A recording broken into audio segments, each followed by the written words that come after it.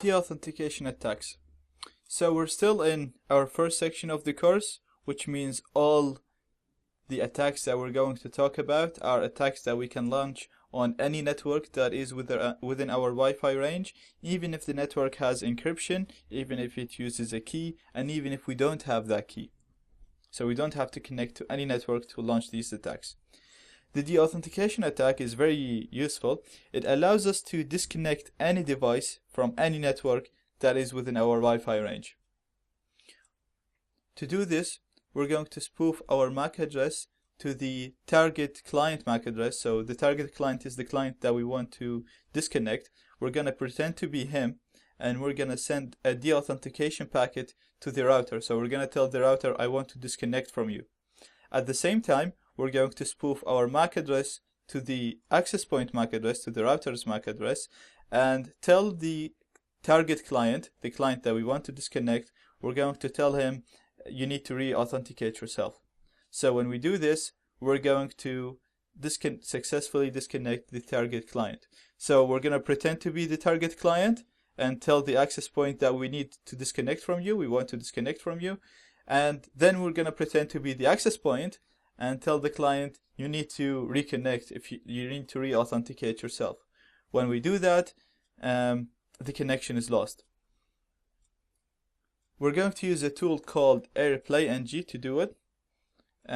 So let's see how we can do that. First of all, we're going to need to run AeroDumpNG on the target network because we want to see which clients are connected to it. So we want to see what devices are connected to this network. So our first command is going to be AeroDumpNG. And I'm not going to need the right option, so I'm just going to delete it here. So all I'm going to need is AeroDumpNG channel. We put the channel of the target network, and BSSID, the MAC address of the target network. And we hit enter. And now we're sniffing on my target network, which is UPC62. So my target device is going to be this device.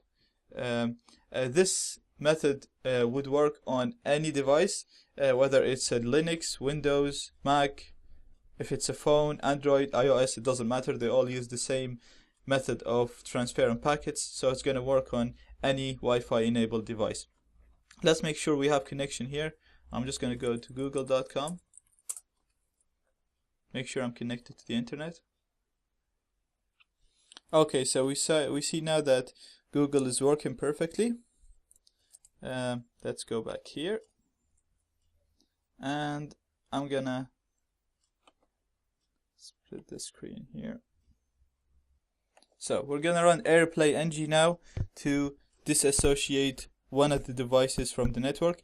We can run it to disassociate all devices, but I found when I do that, it doesn't really disassociate all of them because we have too many targets to disassociate. So I'm gonna choose one target, which is going to be this device, the device that we just saw. So it's going to be AirPlayNG, and then we're gonna deauthentication attack, and then we're gonna put the number of deauthentication packets that we're going to send.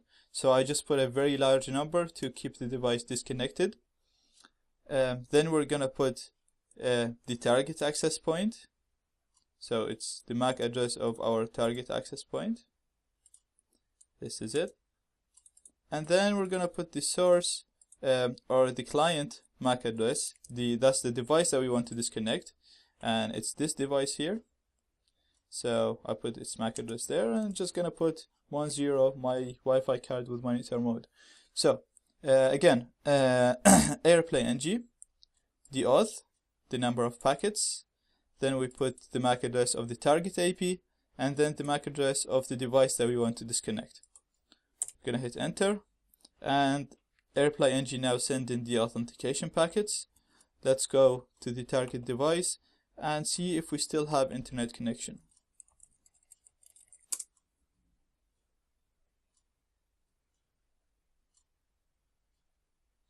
And as you can see, we lost our connection, and it's now trying to reconnect. It's not going to be able to reconnect because we're still sending the authentication packets, so this device is successfully disconnected, and we can launch this attack on any network that we want without we don't need to know the username, we don't need to know the password or the key to that network.